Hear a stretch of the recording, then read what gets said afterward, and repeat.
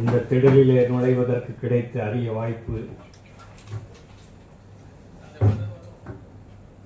புதுமை இலக்கிய தென்றல் என்ற அமைப்பின் சார்பிலே என்னை இங்கே அழைத்து திருப்பரங்குன்றம் அன்றும் இன்றும் என்ற தலைப்பிலே பேச வேண்டும் என்று ஏற்பாடு செய்திருக்கக்கூடிய தோழர் மீனாட்சி சுந்தரம் அவர்களே, மேடையிலும் எனக்கு முன்னாலும் அமர்ந்திருக்கக்கூடிய பெருமக்களே, தோழர்களே, என்னோடு பணியாற்றி இப்போது இல்லாது போன எனது அருமை நண்பர் ஓ ராசேந்திரன் அவர்களின் இல்லத்தரசியும் அவருடைய மகளும் வந்திருக்கிறார்கள். உங்கள் அனைவருக்கும் என்னுடைய இந்த மாலை நேர வணக்கத்தை தெரிவித்துக் கொண்டு என்னுடைய உரையை தொடங்குகிறேன். அநேகமாக நான் பேசக்கூடிய எல்லா செய்திகளும் உங்களுக்கு வந்து சேர்ந்திருக்கும் வலைவழிகள் வாயிலாக. இருந்தாலும் என்னை நேரில் உங்களுக்கு அறிமுகப்படுத்த வேண்டும் என்ற எண்ணத்திலே தோழர் மீனாட்சி சுந்தரம் அவர்கள் என்னை இங்கு அழைத்திருக்கிறார் என்று நான் கருதுகிறேன். தொல்லியல் என்பது ஒரு காலத்தில் யாராலும் விரும்பப்படாத ஒரு துறையாக இருந்து இப்போது அண்மையில் ஒரு 10 ஆண்டுகளில் கீழடி என்ற ஒரு நமது தமிழர்களின் தாய்மொழி என்று சொல்லக்கூடிய அந்த ஆய்வின் மூலமாக உலகத்தில் உள்ள தமிழர்கள் அனைவருடைய கவனத்தையும் ஈர்த்திருக்கக்கூடிய ஒரு துறையாக இந்த தொல்லியல் துறை இப்போது மாறியிருக்கிறது. இந்த துறை எதையும் எதிர்பார்க்காமல் செய்த பணிகள் பல இன்று நமக்கு தேவையாக இருக்கிறது. இப்போது நமக்கு வழக்கு மன்றத்தில் இருக்கக்கூடிய இந்த திருப்பரங்குன்றம் பிரச்சனைக்கு கூட 1970களில் 81 வெளியிடப்பட்ட 75 எழுதப்பட்டு 81 வெளியிடப்பட்ட இந்த திருப்பரங்குன்றம் நூல் எந்த அளவிற்கு சரியான சான்றாக இருந்தது என்பதை நாம் அறிவோம். ஆனாலும் கூட அதையெல்லாம் மனம் கொள்ளாமல் தன் மனம் போன போக்கிலே தீர்ப்பு சொல்லியிருக்கக்கூடிய ஒரு நீதிபதியும் பார்க்கிறோம். பட்டையும் கொட்டையும் கட்டிக்கொண்டு இன்னும் 5 ஆண்டுகள் எனக்கு இருக்கின்றன, அந்த 5 ஆண்டுகளிலும் நான் சனாதன தர்மத்தின்படி தான் தீர்ப்பு சொல்லுவேன் என்று அவர் சொல்லுகிறார். நீ 5 ஆண்டுகள் சொன்னாலும் 500 ஆண்டுகள் சொன்னாலும் அதை எதிர்த்து போராடக்கூடிய வல்லமை பெற்றவர்கள் பெரியார் இயக்க தொண்டர்கள், அம்பேத்கர் இயக்க தொண்டர்கள், மார்க்சிய தொண்டர்கள் என்ற வகையில் அவர் எங்கெல்லாம் வெளியிலே பேசுகிறாரோ அங்கெல்லாம் நாங்களும் பேச வேண்டும் என்ற எண்ணத்திலே கிடைக்கின்ற வாய்ப்புகளை எல்லாம் நாங்கள் பயன்படுத்தி கொண்டிருக்கிறோம். எனவே அந்த வகையில் இதை எனக்கு ஒரு நல்ல வாய்ப்பாக நான் இதை ஏற்றுக்கொண்டேன்.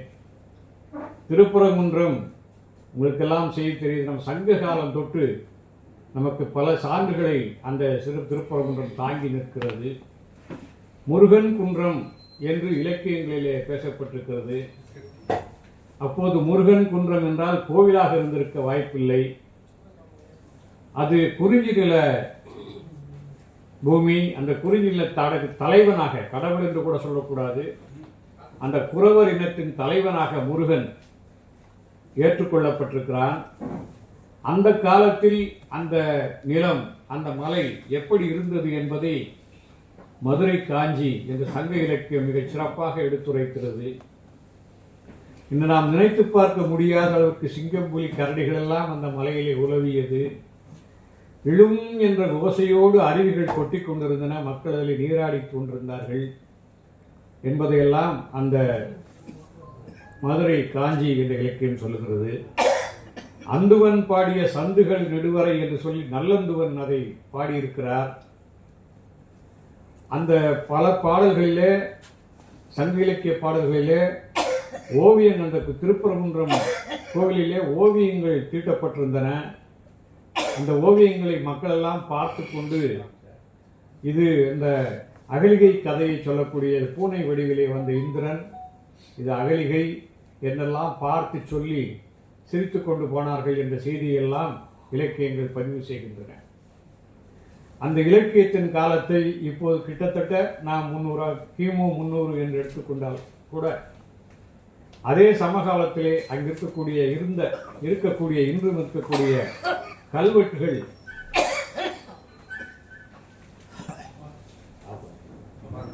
சமணர் கல்வெட்டுகள்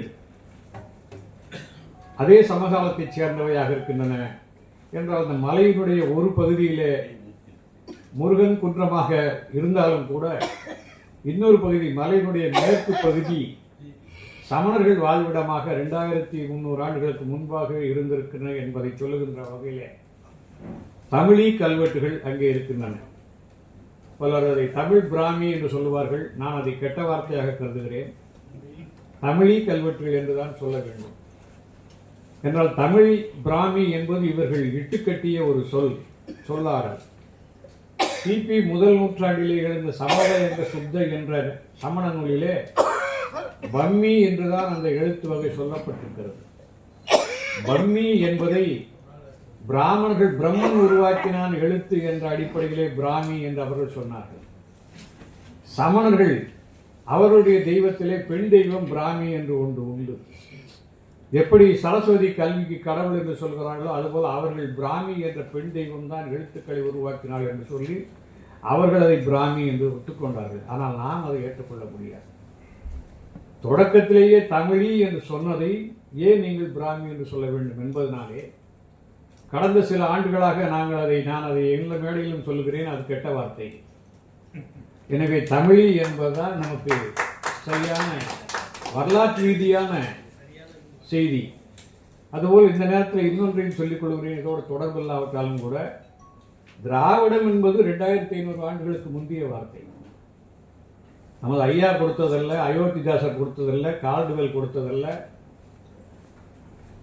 அல்லது எல்லிஸ் கொடுத்ததல்ல. அதற்கு முன்பாகவே பெரியார் சங்கராச்சாரியார் கூட திராவிட சிசு என்று சொல்லியிருக்கிறார். கிபி 470 மதுரையிலே நடந்த தமிழ் சங்கத்துக்கு திரமிழ சங்கம், சமண சங்கத்துக்கு திரமிழ சங்கம் என்ற பெயர் வந்திருக்கிறது. ஆனால் 2100 ஆண்டுகளுக்கு முன்பு எழுதப்பட்ட ஒரு நூல் லல்ல விஸ்தரம் என்ற பௌத்த நூலிலே திராவிடி என்று சொல் வருகிறது. தமிழி என்பதன் மாற்று சொல்லாக திராவிடி என்ற சொல் 2100 ஆண்டுகளுக்கு முன்பாகவே பயன்பாட்டில் இருக்கிறது. இதெல்லாம் தொடக்கி தமிழே திராவிடம் என்ற ஒரு கட்டுரையை திராவிட பொழியில் நான் எழுதியிருக்கிறேன். ஒரு ஆண்டுகளுக்கு முன்பாக அது வந்திருக்கிறது. எனவே அப்படியாக தமிழ் கல்வெட்டுகளை தாங்கி இருக்கக்கூடிய அந்த பகுதி 2000 ஆண்டுகளுக்கு முன்பாகவே சங்க காலத்திலேயே அது ஒரு பகுதியாக சமணர்கள் வாழ்விடமாக இருந்தது. ஏன் இதை சொல்கிறேன் என்று சொன்னால் அந்த மலை ஒரு குறிப்பிட்ட ஒரு பிரிவினருக்கோ ஒரு மதத்தை சேர்ந்தவர்களுக்கோ ஜாதியை சார்ந்தவர்களுக்கோ அல்லது குறவர் இனத்தை சேர்ந்தவர்களுக்கு மட்டுமே பொதுவானதல்ல. அனைத்து சமயத்துக்கும் பொதுவானது என்பதை நாம் 2000 ஆண்டுகளுக்கு முன்பாக இருந்து பார்க்கிறோம். அதன் தொடர்ச்சியாக 1000 ஆண்டுகள் வரை இங்கே சமணம் இருந்தது. இப்போது நாம் அங்கே மலையினுடைய அடிவாரத்திலே அந்த பகுதியிலிருந்து தான் மலைக்கு பழைய படிகள் இருந்தது. இந்த உச்சி போவதற்கு, மலை உச்சிக்கு போவதற்கு, சிக்கந்தர் தர்காவுக்கு போவதற்கு அதுதான் படி. அந்த படியினுடைய தென்புறத்திலே ஒரு சுனை இருந்தது, இயற்கையான சுனை. அந்த சுனையிலே கிபி 10ஆம் நூற்றாண்டை சேர்ந்த சமண சிற்பங்கள், பார்ஸ்வநாதர் சிற்பம், மகாவீர சிற்பங்களை அங்கே செதுக்கி அப்போது வழக்கத்தில் இருந்த தமிழ் வட்டெழுத்துக்களிலே இதை யார் செய்தார்கள் என்பதையெல்லாம் இங்கே கல்வெட்டாக பொறித்து வைத்திருக்கிறார். அது மக்களுக்கு தெரியக்கூடாது என்பதற்காக கிபி 16ஆம் நூற்றாண்டிலே இவர் திருமல நாயக்கர் ஆண்டபோது அப்போது இருந்த மத தீவிரவாதிகள் அந்த சின்னத்தை மறைக்க வேண்டும் என்பதற்காக அதற்கு முன்னாலே பழனி ஆண்டவர் கோயில் என்ற ஒரு கோயிலை புதிதாக கட்டியிருக்கிறார்கள். எனவே ஆக்கிரமிப்பு என்பது 400-500 ஆண்டுகளுக்கு முன்பாகவே சமண சின்னத்தின் மீது ஒரு ஆக்கிரமிப்பு நடந்துவிட்டது. அதுக்கு மேலேயும் ஒரு இதே மாதிரியான 2 சிற்பங்களை காசி விஸ்வநாதர் கோயிலுக்கு அருகிலேயே எடுத்து வைத்திருக்கிறார்கள். அதையும் தாண்டி 8ஆம் நூற்றாண்டிலேயே மலைக்கு பின்னால் தென்பரங்குன்றம் என்று சொல்வார்கள், மலையினுடைய தென்பகுதியிலே ஒரு குடைவரை கோயிலை உருவாக்கியிருக்கிறார்கள் 8ஆம் நூற்றாண்டிலேயே. இப்போது இருக்கக்கூடிய அந்த திருப்பரங்குன்றம் கோயில் உருவாக்கப்பட்டதோ அதே சமகாலத்தில் சமணர்களுக்காக என்று ஒரு குடைவரை கோயிலை உருவாக்கியிருக்கிறார்கள். அந்த கோயிலை கிபி 13ஆம் நூற்றாண்டிலே சைவர்கள் ஆக்கிரமித்து அந்த மகாவீரரோ அல்லது பார்சவநாதராக இருந்த சிற்பத்தை, மகாவீர சிற்பத்தை உடைத்து விட்டு அதை உமையொருபாகன் என்று சொல்லக்கூடிய அர்த்தநாரி சிற்பமாக மாற்றி இப்போது அதை சுந்தர பாண்டிய ஈஸ்வரம் என்ற பெயரால் வழிபட்டிருக்கிறார்கள். இதற்கு ஒரு கல்வெட்டே சொல்லுகிறது. பிரசன்ன தேவர் என்ற ஒரு சைவ துறவியின் வேண்டுகோளின்படி அதை மாற்றி சுந்தரபாண்டிய ஈஸ்வரம் என்று தன்னுடைய பெயராலே சிவன் கோவிலாக மாற்றினார் என்று 1223 நடந்த செய்தி கல்வெட்டிலே பதிவு செய்யப்பட்டிருக்கிறது. எனவே அப்படியானால் ஒரு 800 ஆண்டுகளுக்கு முன்பாகவே இந்த ஆக்கிரமிப்பு, சமண சின்னத்தின்பால் ஏற்பட்ட ஒரு ஆக்கிரமிப்பு நடந்திருக்கிறது என்பதற்கு எல்லாம் சான்று. சரி, இதற்கு பிறகு இந்த ஊரை பற்றி மற்ற செய்திகள், இலக்கிய செய்திகளை அடுத்து, சங்க இலக்கிய செய்திகளை அடுத்து நமக்கு கிடைக்கக்கூடிய சான்று திருமுருகாற்றுப்படை. அறுபடை வீடுகளில் முதல் படையாக சொல்லப்படுகிறது. அதுபோல சமணர்களிலே 80 குன்றங்களில் முதல் குன்றமாக திருப்பரங்குன்றம் சொல்லப்படுகிறது. இந்த அறுபடை வீடுகளில் ஒன்றான திருப்பரங்குன்றத்திலே நக்கீரர் பாடுகின்ற போது என்ன சொல்லுகிறார்? நக்கீரனுக்கு என்ன, முருகனுக்கு என்ன படைத்தார்கள்? தினை அரிசியை ஆட்டுக்குட்டியின் ரத்தத்தோடு கலந்து படைத்தார்கள் என்று 5-6ஆம் நூற்றாண்டில் எழுதப்பட்ட திருமுருகாற்றுப்படையிலே சொல்கிறார். அப்படியானால் முருகன் ஆட்டு இறைச்சியை, ஆட்டு ரத்தத்தை குடித்திருக்கிறார். எனவே அப்படிப்பட்ட ஒரு முருகன் கோவிலிலே, அதுக்கு மேலே இருக்கக்கூடிய இப்போது இருக்கக்கூடிய சிக்கந்தர் தர்காவிலே காலங்காலமாக அவர்கள் கந்தூரி விழாவோ அல்லது வேறு சந்தனக்கூட விழாவோ நடக்கின்ற போது ஆடுகளை பலி கொடுத்து அங்கே உணவு சமைத்து உண்டார்கள் என்பதை கூடாது என்று போராடி இப்போது நிறுத்தியிருக்கிறார்கள். முருகனே ஏற்றுக்கொண்டான். அந்த காலத்திலே ஒரு 1000-1500 ஆண்டுகளுக்கு முன்பாக முருகனே மாமிச உணவை சாப்பிட்டவன். அதனால தான் பல பேர் இன்னைக்கும் பிராமணர்கள் முருகன் பேர் வைக்க மாட்டாங்க, சுப்பிரமணியன் வச்சுக்கிருப்பாங்க. சுத்த பிராமணன். முருகன்னா குறவன், அவன் குரத்தியை மணந்தவன், இழிவானவன். எனவே அந்த முருகன் என்ற பேர் இருக்கார். சுப்பிரமணியன் என்று நம்ம சுப்பிரமணிய சாமி கூட இருக்கார். அவர் தினம் ஒரு குண்டா போடுறாரு, யாரும் அதை பற்றி கவலையே பண்ணுறதில்ல. ஆனால் இப்போ ரெக்கார்டாக வருது போகிறான்.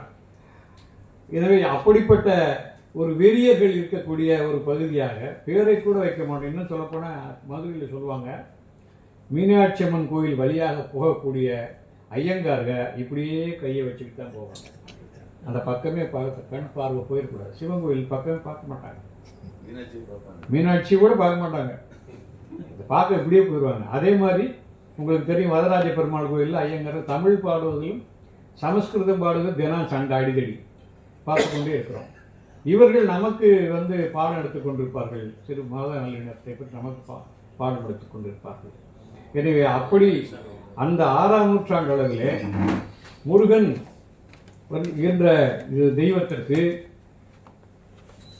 ரத்தம் கலந்த தினை அரிசியை படையலாக கொடுத்திருக்கார்கள் என்று இலக்கியத்தில் பதிவு செய்யப்பட்டிருக்கிறது.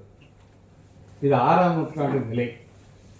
பிறகு அதற்கு அடுத்து 7ஆம் நூற்றாண்டிலே வாழ்ந்த இந்த தேவார பாடலாசிரியர்கள் திருஞான சம்பந்தர், திருநாவுக்கரசர், 8ஆம் நூற்றாண்டிலே வாழ்ந்த சுந்தரர் மூவரும் திருப்பரங்குன்றம் கோயிலை பாடியிருக்கிறார். அந்த திருப்பரங்குன்றம் கோயிலை பாடுகின்ற போது அவர்கள் முருகன் கோயிலாக பாடவில்லை, சிவன் கோயிலாகத்தான் பாடுகிறார். இது 7ஆம் நூற்றாண்டுடைய நிலை. இந்த சிவன் கோயிலை 7ஆம் நூற்றாண்டுக்கு பிறகுதான் இப்போது நாம் பார்க்கக்கூடிய அந்த திருப்பரங்குன்றம் ஒரு குடைவரை கோயில், பானா வடிவில் இருக்கக்கூடிய குடைவரை கோயில். அந்த கோயிலை தேவார பாடலுக்கு இசைய அவர்கள் பாடியதற்கு ஏற்ப ஒரு சிவன் கோயிலாகத்தான் 773 உருவாக்கியிருக்கிறார்கள் பாண்டிய மன்னர்கள்.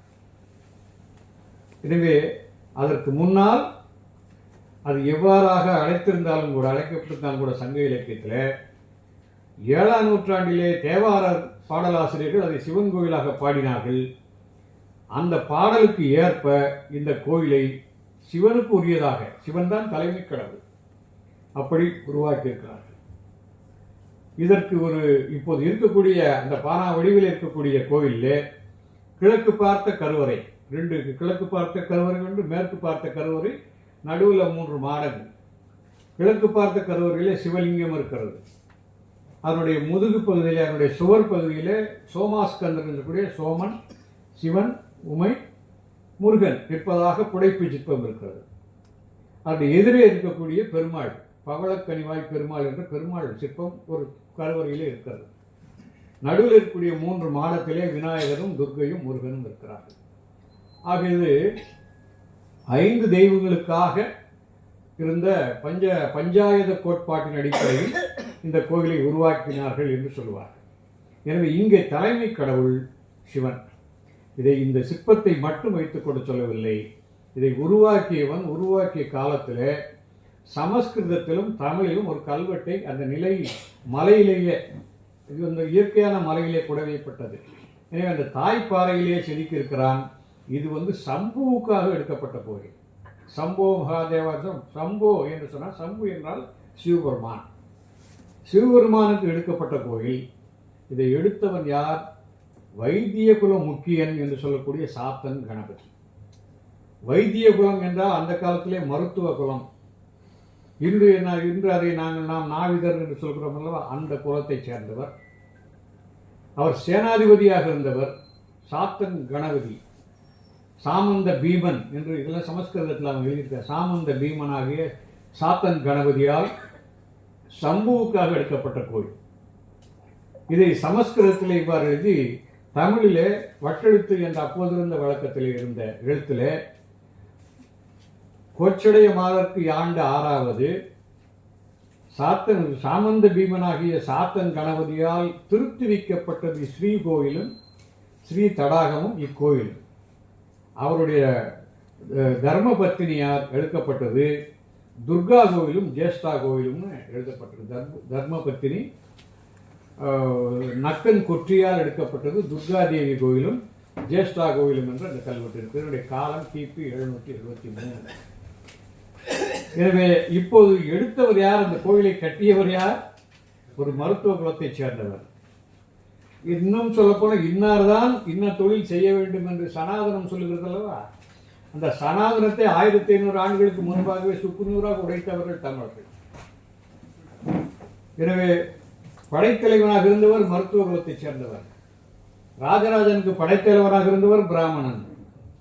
பல்லவரிடத்திலே படைத்தலைவராக இருந்தவர் பரஞ்சோதி. எனவே பிராமணன் இதைத்தான் செய்ய வேண்டும் என்றோ, மற்ற சத்திரியன் இதைத்தான் செய்ய வேண்டும் என்றோ நீ எழுதி வைத்திருக்கலாம். தமிழ்நாட்டிலே 1000 ஆண்டுகளுக்கு முன்பாக அதை குழி தோண்டி புதைத்து யார் வேண்டுமானாலும் என்ன தொழிலும் செய்யலாம் என்பதை காலங்காலமாக செய்து வந்து கொண்டிருக்கிறோம் தமிழர்கள். இதற்கெல்லாம் கல்வெட்டு பதிவுகள் இருக்கின்றன. எனவே அப்படிப்பட்ட ஒருவர் செய்த இந்த கோயில், எதற்கு சொல்கிறேன், இந்த கல்வெட்டை ஒரு முறை நாங்கள் கோர்ட்டுக்கே இதை கொண்டு போகிறோம். ஒரு 20 ஆண்டுகளுக்கு முன்பு, 25 ஆண்டுகளுக்கு முன்பு திருப்பரங்குன்றம் கோவிலை பற்றி ஒரு நீதிமன்றத்திலே வழக்கு. அங்கே லட்சுமி தீர்த்தம் என்று இப்போதும் இருக்கிறது. நிறைய மீன் வளரும். பக்தர்கள் போகிறவங்கலாம் பொறி அள்ளி போடுவாங்க. அந்த ஸ்ரீ தடாகம், அது கல்வெட்டில் ஸ்ரீ தடாகம் என்று பதிவாகி இருக்கிறது. முதல்ல சொன்ன சாத்தன் கணபதி கல்வெட்டில். அதை நீண்ட நாட்களாக ஒருத்தர் ஏலம் எடுத்து நடத்தினார். நம்ம கோயிலில் சைக்கிள் ஸ்டாண்டில் எல்லாம் எடுக்கிற மாதிரி அந்த மீன் பாசிக்காக ஒருத்தர் ஏலம் எடுத்து நடத்தினார். காலம் மாறிடுச்சு, ஏலத்தீரி முடிஞ்சிச்சு. அவர் கோயிலுக்கு கொடுக்க மாட்டேங்கிறார், ஏலத்தொகையும் கொடுக்க மாட்டேங்கிறாரு, இது குளத்தையும் ஒப்படைக்க மாட்டேங்கிறார். ஏன் குளங்கிறார், கோர்ட்டுக்கு போயிடுச்சு கேஸ். நீண்ட காலமாக போராடி கொண்டிருக்கிறார்கள். எந்த கோயில் அதிகாரிகளுக்கு எந்த சான்றும் இல்லை. இது எங்கள் நிலம்தான், எங்கள் குளம்தான் என்று சொல்வதற்கு எதுவும் இல்லை. தற்செயலாக அவருக்கு எப்படியோ தோன்றியிருக்கு. திருமல் நாயக்கர் மகாலில் தொல்பொருள் ஆய்வுத்துறைன்னு ஒன்று இருக்கு. அங்கே போய் எதை கேட்டு பார்ப்போம், எதாவது இருக்கான்னு சொல்லி ஒரு நாள் வந்தார். அப்போது நாங்கள் 4 பேர் ஒரே அறையில், அப்போ சின்ன அறையில் 4 பேர் உட்கார்ந்துருந்தோம். நான், என்னுடைய தோழர் ராசேந்திரன், வேதாசலம், போஸ் என்று 4 பேரும் ஒரே சமகாலத்தைச் சேர்ந்தவர்கள். ஒரே படிப்பு, எம்ஏ, எம்பில், பிஹெச்டி இதெல்லாம் ஆர்கியாலஜி படித்தவங்க உட்கார்ந்துட்டு இருந்தோம். அதில் எழுதினவர் தான் சே போஸ் என்பவர், மதுரையைச் சேர்ந்தவர். அவர் திருப்பரங்குன்றம் என்ற ஒரு புத்தகத்தை எழுதியிருக்கிறார். ஒவ்வொருத்தரும் இந்த ஆர்கியாலஜி டிப்ளமா படிக்கும்போது ஒரு புத்தகம் எழுதி கொடுக்கணும், தீசிஸ். அதில் அவர் எழுதினது 76 எழுதினார். 81 உலகத்தமிழ் மாநாட்டில் நாகசாமி அவர்கள் முன்னுரையோடு வந்தது. நல்லா அதை சிறப்பாக சொல்லியிருக்காரு. ஏன்னா நாகசாமி ஒரு ஆர்எஸ்எஸ்காரர். அவரே அந்த புத்தகத்தை சிலாகிச்சு நல்ல புத்தகம் நல்லா எழுதியிருக்காருன்னு முன்னுரையோடு அந்த புத்தகம் வெளிவந்தது. அந்த புத்தகத்தில் இந்த கல்வெட்டை போட்டிருக்காரு. இந்த கல்வெட்டு வந்து சவுத் இந்தியன் இன்ஸ்கிரிப்ஷன்ஸ் வால்யூம் 14 சொல்லுவோம். பாண்டியர் காலத்து கல்வெட்டுகள் புறால 2வது கல்வெட்டு 3வது கல்வெட்டா இது வந்திருக்கு. இதை அவர் அந்த புத்தகத்தை போட்டிருக்காரு. அவர் வந்தார் தேனையா என்று அப்போ வந்து இருந்த அதிகாரி, டெப்டி கமிஷனர். ஐயா, ஏதாவது எவிடன்ஸ் இருக்கான்னு இந்த புத்தகத்தை கொடுத்தோம், இந்தாங்க இதை கொண்டு கோர்ட்டில் கொடுங்க, இந்த கல்வெட்டை வாசிக்க சொல்லுங்கள். இதில் சொல்லுது 773 இக்கோயிலும் ஸ்ரீ தடாகமும் இக்கோயில் உள்ள அறம் முழுதும்னு சொல்லி சாத்தன் கணபதி சொல்லியிருக்கான். கோமாரன் ஜடையர் என்ற அரசன் காலத்தில் கிபி 773 சொன்னோம். அதை கொண்டு கோர்ட்டில் கொடுத்தாரு. அந்த ஜட்ஜு நியாயமான ஜட்ஜு, புத்திசாலியான ஜட்ஜு அதை ஏற்றுக்கிட்டாரு. கேஸ் ஜெயிச்சிருச்சு. அவர் வந்து எங்கிட்ட கையெடுத்து கும்பிட்டாரு. ஐயா, நீங்க தான் காப்பாற்றுவீங்க. அதே கல்வெட்டு இப்போ கொடுக்குறோம், ஏற்றுக்க மாட்டேங்கிறார். ஏன்னா இப்போ என்ன நடந்துச்சுன்னா, இதுக்கு பிறகு இந்த நிகழ்வுக்கு பிறகு தொடர்ச்சியாக பல்வேறு அரசர்கள் அந்த கோயிலை கட்டிக்கொண்டே இருக்காங்க. ஏன்னா ஒரு கோயில் வந்து இப்போ மீனாட்சி அம்மன் வச்சுங்க, ஒரு ராஜா எடுத்தது. ஒவ்வொருத்தரும் தான் ஏதாவது எக்ஸ்டெண்ட் பண்ணணும், ஒரு மண்டபத்தை கட்டுறது, ஒரு இன்னொரு பிரகாரத்தை கட்டுறது, அப்புறம் ஒரு சின்ன கோயிலை கட்டுறது, இப்படியே பெருசு பண்ணி 16 ஏக்கரில் கட்டியிருக்கான். கட்ட ஆரம்பித்தது 800 வருஷத்துக்கு முன்னாடி. இன்னைக்கு இப்போ ஒரு மங்கம்மாள் காலம் வரைக்கும் 16 ஏக்கரை கட்டியிருக்காங்களா. அது மாதிரி மீனாட்சி அம்மன் கோயில் முதல்ல குடைவரை கோயிலாக இருந்தது. அது ஏறவே முடியாது, அவ்வளோ உயரம். அதுக்கு அப்போ படியெல்லாம் வைக்கல, எப்படித்தான் ஏறி போய் கும்பிட்டாங்கன்னு நமக்கு தெரியாது. அதுக்கு பிறகு பாண்டியர் காலத்தில் முன்னாடி இப்போ ஒரு பெருமை இது சிவபெருமான் கோயிலையும் பார்வதிக்கும் ஒரு கோயிலை கட்டினாங்க. அந்த கோயில் 13ஆம் நூற்றாண்டில் அந்த கோயிலுக்கு அவங்க என்ன பேர் கொடுத்தாங்க? திருப்பரங்குன்றம் உடைய நாயனார். சிவனுக்கு பேர். பொதுவாக எல்லா சிவன் கோயிலும் அந்த ஊரை சார்ந்துதான், ஊருக்கு உடையவர் தான், possessor of that village. Thanjai Peru Udaiyar. Meenakshi அம்மனுக்கு இப்போ சுந்தரேஸ்வரர்னு பின்னாடி பேர் கொடுத்தாங்க ஐயருங்க. அதுக்கு முன்னாடி பேர் என்ன? ஆலவாய் உடைய நாயனார், ஆலவாய் தம்பிரான். ஆலவாய்ங்கிறது அந்த கோவில் இருக்கிற சின்ன பேர். நம்ம இங்கே வேப்பேரி மாதிரி கோவில் இருக்கிற ஏரியா ஆலவாய், மதுரையில் ஒரு பகுதி. ஆலவாய் உடைய நாயனார். அந்த அம்மைக்கு பேர் என்ன? மீனாட்சி அம்மன்கிறது பிறகு வந்தது. அங்கேயர் கண்ணி என்பது தேவாரத்தில் திருஞான சம்பந்தர் பாடினது. ஆனால் அதை கூட கல்வெட்டில் சொல்லலை. திருக்காமக்கோட்டமுடைய நாச்சியார். எல்லா பெரிய ஊர்லேயும் போய் பாருங்க, காஞ்சி காமாட்சியார் இருந்தாலும், நெல்லை காந்திமதியார் இருந்தாலும் சரி, திருப்பரங்குன்றம் இருந்தாலும், எந்த சாமிக்கு போய் எந்த அம்மையாருக்கும் போயிடான் திருக்காமக்கோட்டமுடைய நாச்சியார் தான் பேர். அதே மாதிரி அந்த அந்த திருப்பரங்குன்றத்தில் இருக்கக்கூடிய கோயிலுக்கு திருப்பரங்குன்றுடைய நாயனார், காமக்கோட்டமுடைய நாச்சியார்னு கல்வெட்டுகளை போற. இது கிட்டத்தட்ட ஒரு 60 கல்வெட்டுகள் பாண்டியர் காலத்திலையும் அதற்கு பின்னாலும் நாயக்கர் காலத்திலையுமா சேர்ந்திருக்கு. எங்கேயுமே முருகன் கோயில் இல்லை. முருகனுக்கு கார்த்திகை தீபம் போட்டோம்னு இல்லை. எதுலேயுமே முருகனுங்கிற வார்த்தையே கிடையாது. அங்கே முதல்ல சம்பு, அப்புறம் துர்கை, ஜேஷ்டா. ஜேஷ்டாங்க இப்போ நம்ம வழிபாட்டில் இல்லை, அதை மூதேவின்னு சொல்லி ஒதுக்கிட்டோம். ஜேஷ்டை மூத்தவள், லட்சுமிக்கு மூத்தவளாக பிறந்தா. முதல்ல வழிபாட்டில் இருந்தது. லட்சுமி பெருந்தெய்வமாக செல்வத்துக்கு அதிபதியான பிறகு அவங்கள பிறந்துக்கிட்டோம். நாட்டுப்புற தெய்வமாக இப்போ இருக்கு. எனவே அப்படியாக முருகன் என்ற பெயரே இல்லாமல் இன்றைக்கு அதை முருகன் மலை என்று நாம் அதை பேசிக்கிட்டும் அதை செயல்பட்டு கொண்டு இருக்கிறோம். அது அரசாங்க ஆவணங்கள்லேயே திரு சுப்பிரமணிய சுவாமி கோவில் என்று தான் இருக்கிறது. அதெல்லாம் மாற்றுறதுக்கு நம்ம போராடணும். நான் ஒரு பட்டியலே வச்சுருக்கேன். எந்த காலத்தில் தமிழ் பெயர்கள் இருந்தது சாமிக்கு, எப்போ பூரா சமஸ்கிருத பெயர்களாக மாறினது, இதையெல்லாம் மாற்றுவதற்கு ஒரு போராட்டத்தை தமிழ் பேர்லேயே வைக்கணும் என்று போராட வேண்டிய ஒரு சூழல் நமக்கு இருக்கிறது. ஏன்னா அவங்க எந்த ஆயுதத்தை எடுக்கிறாரோ அந்த ஆயுதத்தை நம்ம எடுக்கணும். அடிப்படையிலே நான் காலையில் மாலையில் கூட ஒன்று சொன்னேன். வேளாளர் எழுச்சின்னு ஒன்று வந்தது. நமக்கு பல பேருக்கு தெரியாத ஒரு செய்தி. 1057 கிபி 1057 ராஜேந்திர சோழனுடைய 2ஆம் ராஜேந்திர சோழனுடைய காலத்தில் இந்த பிரம்மதேயங்களை ஏராளமாக பிராமணர்களுக்கு கொடுத்துக்கிட்டே இருக்கான். வேளாண் நிலங்களெல்லாம் இழந்துக்கிட்டே இருக்காங்க. அதனால் இது என்ன பண்ணுறதுன்னு பார்த்து 1057 சித்திரமேலி பெரிய நாட்டார் என்று ஒரு விவசாய சங்க அமைப்பை உருவாக்கினார். நம்ம நினச்சிக்கிட்டு இருக்கோம் சிக்காகோவில் தான் கம்யூனிஸ்ட் உருவாச்சு, புரட்சி உருவாச்சுன்னு. 1000 வருஷத்துக்கு முன்னாடியே தமிழை புரட்சி பண்ணிட்டான், விவசாய புரட்சி. நான் கட்டுரைகளை எழுதியிருக்கேன், பரவலாக போகல, அதை செம்மலரில் கூட போட்டாங்க இப்போ ஒரு 2-3 வருஷத்துக்கு முன்னாடி.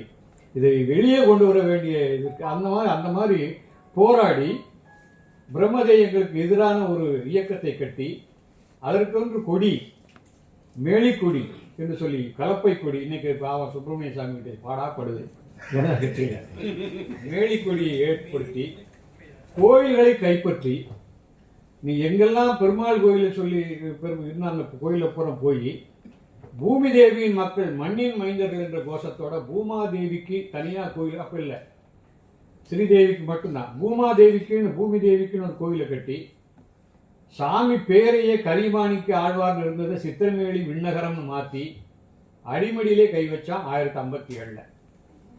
எனவே அந்த மாதிரியான ஒரு புரட்சியை இப்போது நாம் மீண்டும் செய்ய வேண்டிய, அது கிட்டத்தட்ட ஒரு 50 ஆண்டு காலம் அந்த இயக்கம் தமிழ்நாட்டில் வட தமிழ்நாட்டிலும் ஆந்திர பகுதியிலும் பரவியது. கர்நாடக பகுதியில் ஆந்திர நெல்லூர் பகுதியில் அந்த கல்வெட்டில் இன்னும் கிடைக்குது. எனவே அப்படியான ஒரு எழுச்சியை மீண்டும் நாம் பெற வேண்டும், கொண்டு செல்ல வேண்டும், மக்கள் மத்தியில் எடுத்து செல்ல வேண்டும் என்பதற்காக இந்த பழைய செய்தியை இந்த இடத்துல நான் சொல்கிறேன்.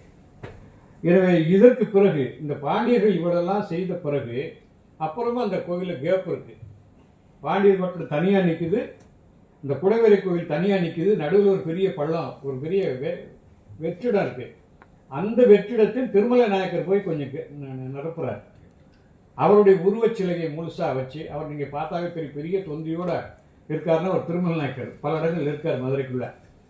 அந்த சிலையை வச்சு முன்னாடி அவர் எப்போ அவர் வழிபடுற மாதிரி ஒரு இதை கட்டி அந்த கேப்பை ஃபுல்லப் பண்ணி கடைசி வரைக்கும் கொண்டு வந்து இன்னைக்கு பார்த்தா கடைசியாக நம்ம முதல்ல நுழைகிற கால் எடுத்து வைக்கிற அந்த ஒரு படி வந்து மங்கம்மாள் கட்டினது மாதிரி இருக்கும்.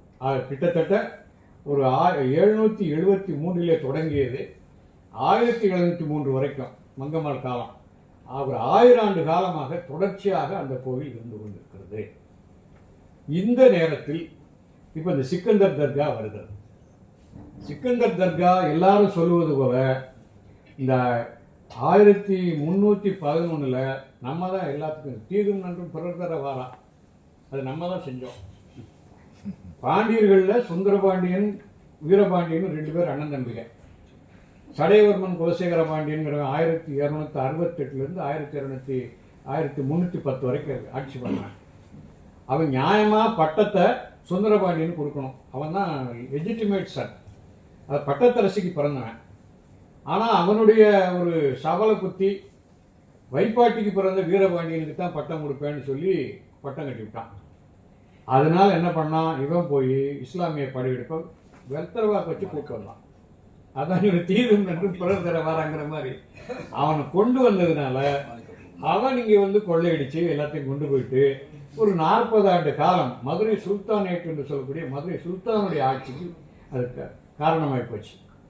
அதில் கடைசியாக இருந்த மன்னன் சிக்கந்தர் ஷா. அவன் மிக கொடுங்கோலனாக இருந்த காரணத்தாலே மக்கள் அதை விரட்டிட்டு போனாங்க, அவனை செத்து போயிட்டான்னு சொல்லுவாங்க. அந்த இடம்தான் இந்த சிக்கந்தர் ஷா அவருடைய தர்கா என்று சொல்கிறார்கள். அது உண்மை அல்ல. அது நடந்தது 14ஆம் நூற்றாண்டு 1370களில் வச்சுக்கணும், 1370கள். அதற்கு பிறகுதான் விஜயநகர அரசு வருது. அதற்கு 100 ஆண்டுகளுக்கு முன்பாகவே சூஃபி என்ற மார்க்கத்தைச் சேர்ந்த ஒரு துறவி சிக்கந்தர் என்பவர் அங்கே அடக்கமாயிருக்கிறார். அந்த அடக்கஸ்தலம் தான் அது. இஸ்லாமியர்களை கேட்டால் அரசர்களுக்கு நாங்கள் அடக்கம் பண்ணுவதில்லை, தர்கா கட்டுவது இல்லை என்பார்கள். அது துறவு மார்க்கத்தில் இருந்தவர்களுக்கு மட்டும், மக்கள் தொண்டர்களுக்கு மட்டுமே நாங்கள் அதை வணங்கக்கூடியவர்களாக அவர்களுக்கு கட்டுவோம் என்று சொல்றோம். அதனால அது ஒரு இதுக்கு சிக்கந்தருக்கு 200 வருடங்களுக்கு முன்பாக இருந்த ஒரு தர்கா. சின்ன அளவில் இன்னைக்கு கூட நம்ம சமாதிக்கு இப்போ கூட கட்டி பச்சை போர் பத்திரம் அது மாதிரி சின்ன அளவில் இருந்தது. பிறகு ஒவ்வொருவராக எப்படி இந்த கோயிலை பெரிதுபடுத்தினார்களோ அதுபோல் ஒவ்வொருத்தரும் கொஞ்சம் கொஞ்சமாக ஆக்ஷன் பண்ணி 1805 இன்னைக்கு நிலப்பீடியில் பார்த்தீங்கன்னா 1805 என்ற கல்வெட்டு இருக்கு. எனக்கு 1885 வரைக்கும் அதை அங்கே கொண்டு வந்து கொஞ்சம் எக்ஸ்டெண்ட் பண்ணி கொண்டே இருக்கிறார்கள். இந்த சூழலில் இந்த தீபம் ஏற்றுவது என்ற பிரச்சனை எப்போது வருகிறது? நீண்ட காலமாக தீபம் ஏற்றப்பட்டிருக்கிறது. அந்த நாங்கள் சொன்ன அந்த புத்தகத்திலேயே ஒரு கல்வெட்டை அவர் போஸ் எழுதியிருக்கிறார். 300 ஆண்டுகளுக்கு முன்பே அங்கே இருக்கக்கூடிய உச்சி பிள்ளையார் கோயிலுக்கு ஒரு தூணை நிறுத்தி அந்த தூணிலே அனுமனுடைய படம் போடப்பட்டிருக்கிறது. அது தீபத்தூண், புண்ணியவான்கள் தீபம் ஏற்றலாம், பூ சிவமயம் அப்படின்னு அந்த கல்வெட்டு முடியுது. இது காலம் 300. இந்த புத்தகத்தை, இந்த கல்வெட்டு ஆதாரத்தை நமது வழக்கறிஞர்கள் கொடுக்கவில்லை. யார் வழக்கு போட்டார்களோ அவர்கள் வழக்கறிஞர்கள். ஆனந்தவல்லி என்ற ஒரு அம்மையார் இந்த புத்தகத்தை கொண்டு பாருங்க இதில் இருக்கு என்று காட்டுகிறார். அது நமக்கு சாதகமான கல்வெட்டு. ஆனால் அதுக்கு பிறகு அதை நம்ம வாங்கினார், நம்ம வக்கீல் சொல்றாரு, இந்த பாருங்க கல்வெட்டை பாருங்க. அந்தம்மா தனக்கு சாதகமாக வரும் நினைச்சு கொடுத்தது அது எதிராகிவிட்டது. ஆனாலும் கூட அதை நான் ஏற்றுக்கொள்ள மாட்டேன் என்கிறார் நமது இப்போது இருக்கக்கூடியவர். பிறகு உங்களுக்கு தெரியும், பிராமணர்கள் சாப்பிட்ட இலையிலே படுத்து உருண்ட சூத்திரர்கள் உருண்டால் புண்ணியம் கிடைக்கும்னு தீர்ப்பு சொன்னவர் தான். அதுபோல் இப்போவும் சொல்லுகிறார், இன்னும் 4.5 ஆண்டு இருக்கிறது, சனாதனம் தான் எனக்கு தீர்ப்பு சொல்லுவேன் என்று சொல்கிறார். இது அவர் இன்னைக்கு சொல்லல, 1000 ஆண்டுகளாக பிராமணர்களும் பிராமணர்களுக்கு கைப்பாவையாக இருந்த பாண்டிய மன்னர்களும் கூட இதைத்தான் செஞ்சாங்க. இதற்கு நமக்கு ஏராளமான கல்வெட்டு சான்றுகளோ செப்பேட்டு சான்றுகளோ இருக்கு. ஒரு சான்று மட்டும் சொல்ற, பாண்டிய நாட்டை பொறுத்தளவில் பாண்டியர் வரலாறு எழுதுவதற்கு 2 முக்கியமான செப்பு பட்டயங்கள் இருக்கு. ஒன்று வேள்விக்குடி செப்பேடு, இன்னொன்று தளவாய்புரம் செப்பேடுன்னு சொல்றது. அந்த வேள்விக்குடி செப்பேடில் தான் நமக்கு களப்புறங்கிற சொல்லு முதல்ல வருது. களப்புறர் ஆட்சி, இருண்ட காலம், பொற்காலம்னு சொல்றோம்ல, அந்த சொல்லு அங்கே தான் வருது முதல்ல. அது அந்த அந்த செப்பேடு வெளியிட்டவன் இந்த மீனாட்சி இந்த கோயில் திருப்பரங்குன்ற கோயில் கட்டிய அதே பாண்டிய மன்னன் பராந்தக வரகுணன், நெடுஞ்சிடை வரகுணன் 768 715 வரைக்கும் ஆட்சி பண்ணான். அவன் தான் அந்த வேள்விக்குடி செப்பேடு என்று ஒரு செப்பேடை வெளியிடுகிறான்.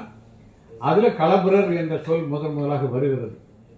அதற்கு பிறகு ஒரு 100 ஆண்டுகளுக்கு பிறகு தளவாய்புரம் செப்பேடு என்ற ஒரு செப்பேடு. அதை என்ன செய்தி என்னவென்று சொன்னால், களப்பிரரிடத்திலிருந்து பாண்டிய நாட்டை வெற்றி கண்ட மன்னன் கடுங்கோன் என்ற பாண்டியன் 550 575 அவர் ஒரு இன்றைய இருக்கக்கூடிய அந்த கழுகுமலை பக்கத்தில் திருமங்கலம் குறிச்சி என்ற ஊரை பிராமணர்களுக்கு தானமாக கொடுக்கிறார். ஆனால் இப்போ ஊரில் தான் வேலையை பிராமணர்களுக்கு நல்ல வசதியான நல்ல தண்ணி ஈஸியாக போகக்கூடிய நிலத்தையெல்லாம் அவனுக்கு கொடுத்து, பிறகு நீ பொட்டல் கடை போய் நீ உழுது வேலை செய்ய, அது நல்லா இருக்குன்னா அதை பிடிச்சி கொடுத்தது. இப்படி ஒரு கணக்கெடுத்த தமிழ்நாடு பூரா ஒரு 800 பிரம்மதேயங்கள் இருக்கு. பாண்டிய காலத்துலையும் சோழ காலத்துலையும் 6ஆம் நூற்றாண்டுலேருந்து 13ஆம் நூற்றாண்டு வரைக்கும் ஒரு நம்ம கணக்கெடுத்தோம்னா ஒரு 800 பிரம்மதேயங்கள் 800 சதுர்வேதி மங்கலங்கள் இருக்கு. இதை பூரா பார்த்தீங்கன்னா அப்படியே காலாலேயே தண்ணி பாய்ச்சிடலாம். சோழவந்தான், நம்ம அந்த பூண்டி இன்னைக்கு இருக்கக்கூடிய தஞ்சாவூர், காலில் இப்போ மம்பட்டியே வேண்டியதில்லைன்னு சொல்லுவாங்க சில பேர். தஞ்சாவூரில் தண்ணி பாய்ச்சணும், காலில் இப்படி ஒரு பரட்டு இப்படி ஒரு பரட்டு தண்ணி பாய்ச்சிடும். அப்படி ஏரியாவாக தேடி கொடுத்துரும். அப்படி ஒரு 800 பிரம்மதேயங்கள் கொடுக்கப்பட்டிருக்கு. பல அரசர்கள், பாண்டிய காலம், சோழ காலம். அப்படியான ஒரு பிரம்மதேயத்தை அவர் கொடுத்தான் அந்த கடவை, அதாவது அந்த கழுகுமலை சுற்றியுள்ள இடத்துல. ஆனால் கொஞ்ச நாளைக்கு பிறகு எப்படி இந்த களப்பிரர் எழுச்சியின் காரணமாக பிரம்மதேவ சங்க காலத்தில் கொடுக்கப்பட்டது வேள்விக்குடி, முதுகுடுமை பெருவெழுதி கொடுத்தது. சங்ககால மண் கல்யாகாசானை முதுகுடுமை பெருவெழுதி கொடுத்ததை பிறகு களப்பிரர்கள் வந்தபோது புடிங்கிட்டான். அதை போய் ராஜாட்ட சொல்லி அதுக்கு டாக்குமெண்ட்டை காட்டி, பழைய ஏதோ ஆவணம் இருக்கான்னு இந்த இருக்க ஆவணம்னு காட்டுறான். அதே ஒரு ஃப்ராட் ஆவணம் நான் சொல்கிறேன்.